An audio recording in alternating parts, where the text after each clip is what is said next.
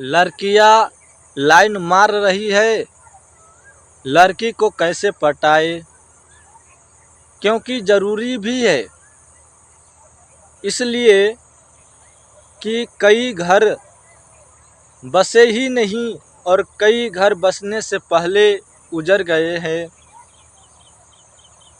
अब उन्हें कोई न कोई ऑप्शन तो चुनना ही पड़ेगा, क्योंकि ज़िंदगी का सवाल है।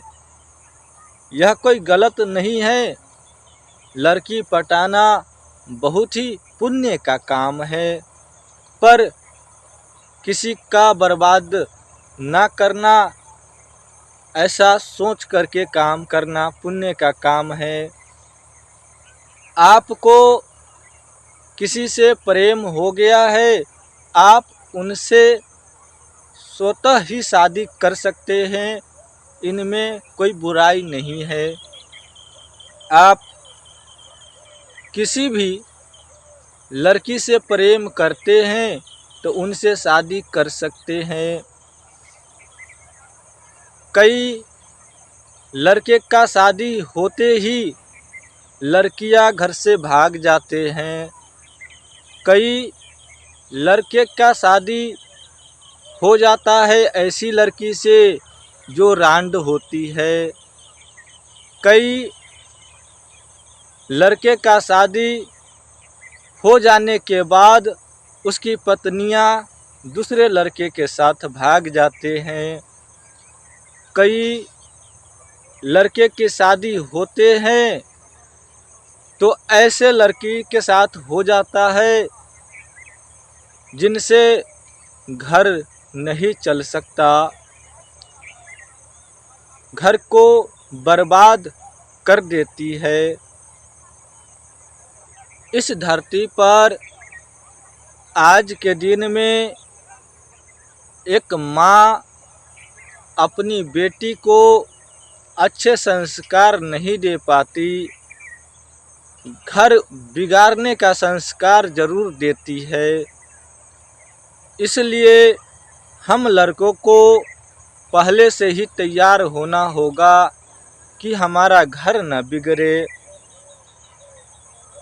ज़्यादा इज्जत अपनी पत्नी को लड़का देते हैं, और ज़रा गौर से सुनना, लड़का दिन रात मेहनत करके अपनी पत्नी की खाता में पैसा डाल देते हैं।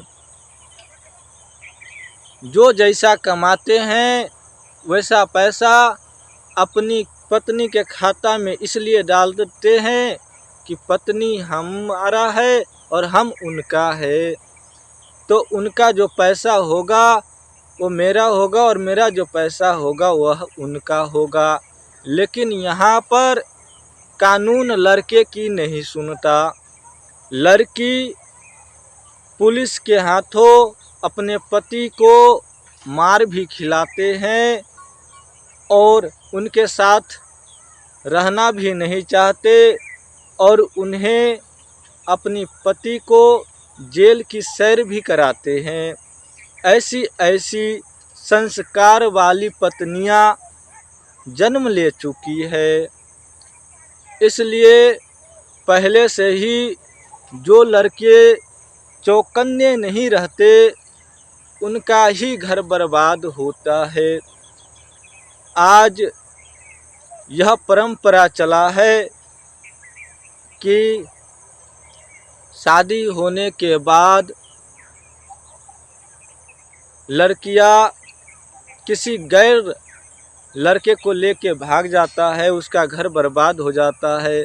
कई लड़कियां अपनी माँ बाप की बातों में आकर अपने पति की घर को नहीं संभाल पाती और अपनी माँ बाप को घर संभालती है। अपनी माँ बाप के घर खूब मेहनत करेगी और पति के घर छोटा सा काम भी करेगा तो तिलमिला जाएगी।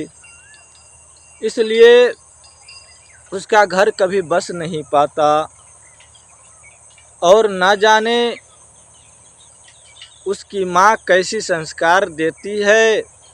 कई केस हमारे सामने भी आया है कि जिसका लड़की पति को छोड़कर दूसरे लड़के के साथ भाग गया हो, उसकी माँ मेरे को बोला था कि मेरे दामाद को मार दो। हम बोले कि कौन सा दामाद को मारना है, हम तो मारन मुरन का काम करते नहीं हैं। फिर भी मन की बात जानना तो है कि स्त्रियां आजकल क्या संस्कार लेकर के आई है। तो बोला जो पहले वाले जो है वो मेरे को बहुत तंग करते हैं और मेरे बेटी को भी बहुत तंग किया, इसलिए हम पहले वाले दामाद को मरवाना चाहते हैं।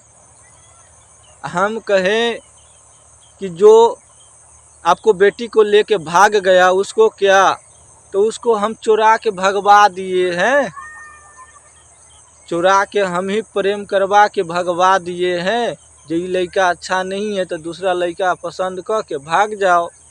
हम कहे वाह बहुत बढ़िया काम किया है तू। ऐसा करते हैं, सबसे बड़ा दोषी तो तुम है, तो तुम्हें ही मार देता हूँ, और नहीं तो तुम्हारा बेटी को मैं मार देता हूँ। तो ना ये क्या बोल रहे हैं। हम कहें कि यही हम लोगों का धर्म है। जब हम धर्म की राह पर चल रहे हैं और हमसे अधर्म हो जाए, ऐसा हो नहीं सकता। इसलिए हमें जो लगेगा उचित हम वही करेंगे, क्योंकि भगवान मुझे अस्त्र शस्त्र इसलिए नहीं दिए हैं कि मैं किसी धार्मिक व्यक्ति को सजा दूं। इसलिए हे महात्मा, आप लोग जितने भी मेरे वीडियो देखते हैं, हमेशा धर्म की साथ देना, किसी नारी की मोह में ना आना, किसी नारी की बात में ना फंसना, नहीं तो तुमसे भी कुकर्म करवा लेंगे। इस संसार की स्त्रियां इज्जत पाने लायक नहीं है। मैं सभी स्त्रियों को नहीं कहता, लेकिन कुछ गंदे स्त्रियां है, मैं उनकी पोल खोलता हूँ और पोल खोलना मेरा कर्तव्य है। अच्छा लगे तो चैनल को सब्सक्राइब करके जाना।